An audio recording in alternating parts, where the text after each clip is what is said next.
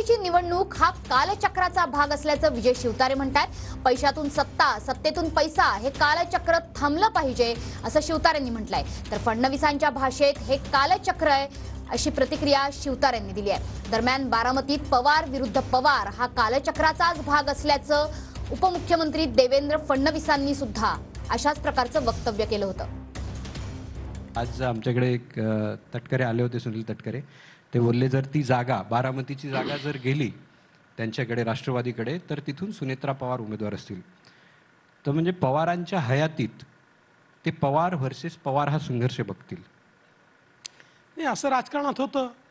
आता पवारांच्या आशीर्वादाने मुंडे विरुद्ध मुंडे संघर्ष पाहावा लागला। पवारांच्या आशीर्वादाने असे अनेक संघर्ष पाहावे लागले की नाही।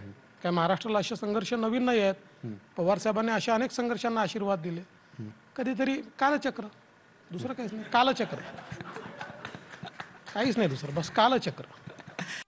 यशवंतराव चव्हाणांपासून वसंतदादा पाटील, बाळासाहेब देसाई, शंकरराव चव्हाण, केवढी टोले जंग माणसं, दिवस रात्र लोकांसाठी झटणारी माणसं।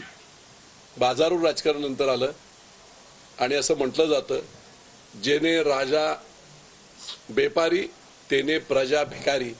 आणि म्हणून पैशातून सत्ता आणि सत्तेतून पैसा हे कालचक्र कुठेतरी थांबलं पाहिजे।